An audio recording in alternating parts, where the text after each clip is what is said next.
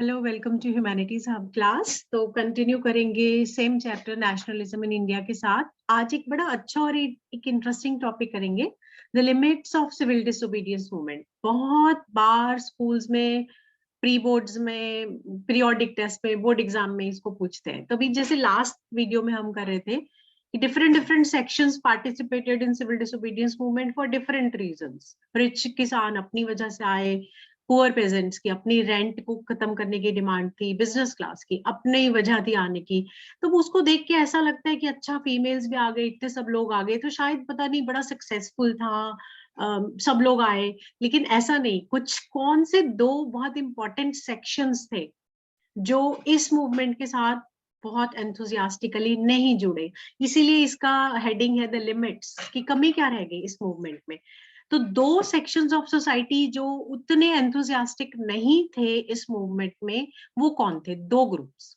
एक थे अनटचेबल्स, जिनको हम दलित बोलते हैं, और दूसरे थे मुस्लिम्स। तो इस पार्ट में हम समझने की कोशिश करेंगे कि वो क्यों नहीं आए, क्या प्रॉब्लम थी, या उनका पार्टिसिपेशन उतना एंथुजियास्टिक क्यों नहीं था। तो पहले दो पैराग्राफ आपको लो पार्टिसिपेशन ऑफ दलित्स के रीजंस बताएंगे। काफी अच्छा है, मैं सिंपल करके समझाऊंगी, आपको जल्दी से समझ आएगा। देखिए, फर्स्ट सेंटेंस क्या है, ये क्वेश्चन भी आता है कभी। Not all social groups were moved by abstract concept of Swaraj, explain. ठीक है, तो अगर आपको ये लाइन पता है तो आप समझ जाएंगे कि ये question limits of civil disobedience movement के बारे में है, कि भाई सभी सेक्शंस जो थे वो इस मूवमेंट में नहीं आए, दे वर नॉट मूव्ड, उनको बहुत इच्छा नहीं थी इस मूवमेंट के साथ जुड़ने की। ऐसा एक ग्रुप था अनटचेबल्स का, जिनको हम दलित्स या ऑप्रेस्ड क्लास भी कहते हैं। उसका रीजन क्या है? लंबे समय से कांग्रेस दलित सेक्शन ऑफ सोसाइटी को इग्नोर करती आई। क्यों? उनको लगता था कि जो हाई कास्ट कंजर्वेटिव हिंदूज हैं, सनातनी हिंदूज हैं, वो नाराज हो जाएंगे अगर हम दलित्स के फेवर में बोलेंगे। लेकिन महात्मा गांधी जो हैं, वो हमेशा से उनको ये लगता था कि स्वराज या सेल्फ रूल काफी लंबे समय तक नहीं आएगा अगर हम अपने देश में से ये जो छुआछूत, अनटचेबिलिटीज को नहीं हटाएंगे। तो उन्होंने बोला कि अनटचेबल सो हरिजन है, हरि इज गॉड, ठीक है, चिल्ड्रन ऑफ गॉड। तो उन्होंने सत्याग्रह भी चलाया कि भाई, आप सबको मालूम है कि जो दलित थे उनको मंदिर में नहीं आने देना, उनके लिए कुएं अलग, तो रोड, स्कूल सब कुछ अलग, एक सेग्रीगेशन की पॉलिसी थी। तो उसके अगेंस्ट गांधी जी ने बोला कि अगर हम इस अनटचेबिलिटी को फॉलो करेंगे तो हमारे तो एक सेंचुरी तक स्वराज नहीं आएगा। तो उन्होंने खुद भी टॉयलेट्स क्लीन करे और एक मैसेज देने की कोशिश करी कि कोई भी काम जो है वो बुरा नहीं है, या जो लोग अपर कास्ट के लोग हैं उनको उन्होंने बोला कि अपने दिल में ये जो अनटचेबिलिटी वाला जो है, इट्स अ सिन, पाप है, इसको हटाइए। लेकिन जो दलित्स थे, क्योंकि ज्यादातर लीडर्स जो हैं उनके फेवर में नहीं बोल रहे, या सोसाइटी उनको एक्सेप्ट नहीं कर रही है, तो उनको लग रहा था कि हमारे लिए आप एक सेपरेट इलेक्टोरेट दे दीजिए। सेपरेट इलेक्टोरेट और जनरल इलेक्टोरेट आपको जरूर पता होना चाहिए। जैसे हमारे यहाँ आजकल क्या है कि जितने भी एक कॉन्स्टिट्यूएंसी में वोटर्स रहते हैं वो सभी वोट करते हैं और एक कैंडिडेट को चुनते हैं। सेपरेट इलेक्टोरेट होता है कि दलित वोटर दलित कैंडिडेट को चुनेगा, जैसे मुस्लिम है तो वो मुस्लिम को चुनेगा। तो सेपरेट इलेक्टोरेट का idea unity of the country के लिए बहुत खराब था।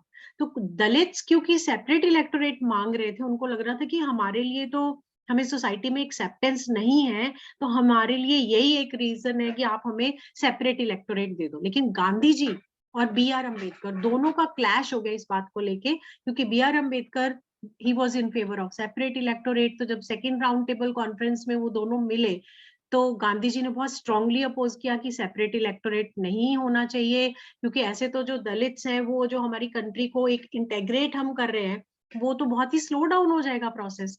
तो फाइनली गांधी जी उनको कन्विंस कर सके। एक फास्ट के बाद उन्होंने फास्ट भी रखा था कि नहीं, सेपरेट इलेक्टोरेट नहीं होना चाहिए। तो जब गांधी जी बी आर अम्बेडकर को ये समझाने में कामयाब हो गए कि सेपरेट इलेक्टोरेट नहीं, हम आपको रिजर्वेशन दे देंगे, जैसे हमारे यहाँ लोकसभा में 84 सीट्स शेड्यूल कास्ट के लिए रिजर्व है, कि रिजर्वेशन ऑफ सीट्स लीजिए कि किसी किसी कॉन्स्टिट्यूएंसी से सिर्फ शेड्यूल कास्ट ही कंटेस्ट करेगा और कोई नहीं करेगा, लेकिन सब लोग वोट करेंगे, जनरल इलेक्टोरेट रहेगा। उसको हम पूना पैक्ट बोलते हैं। पूना पैक्ट, सितंबर 1932। पूना पैक्ट मींस जहां B.R. अम्बेडकर ने अपनी सेपरेट इलेक्टोरेट की डिमांड छोड़ी और हमने उनको एक अश्योरेंस दी कि जब हम अपना कॉन्स्टिट्यूशन बनाएंगे, इंडिया इंडिपेंडेंट होगा, तब हम आपको रिजर्वेशन दे देंगे। जैसे यहाँ लिखा है कि Poona pact, it gave depressed classes reserve seats in provincial and central legislative council, but they were to be voted in by general electorate. ठीक है, तो लिमिटेशंस में फर्स्ट क्या हो गया कि जो दलित थे उनका रोल बहुत ज्यादा एंथुजियास्टिक नहीं था। फिर दूसरा सेक्शन है मुस्लिम्स। जो मुस्लिम्स पॉलिटिकल ऑर्गेनाइजेशन है उनका भी बहुत ल्यूकवॉर्म रिस्पॉन्स था। Lukewarm means not very enthusiastic, उतना एंथु नहीं था इस मूवमेंट में पार्टिसिपेट करने की। उसकी वजह है बहुत सारी। एक तो जो पहले मूवमेंट था, नॉन कोऑपरेशन मूवमेंट, खिलाफत मूवमेंट एक साथ चल रहा था, तो जब वो मूवमेंट उसको गांधी जी ने कॉल ऑफ करा, उसके बाद से मुस्लिम कांग्रेस से अपने आप को थोड़ा अलग फील कर रहे थे कि एज इफ वो उस कांग्रेस एक इंडियन नेशनल कांग्रेस का उतना इम्पोर्टेंट पार्ट नहीं है।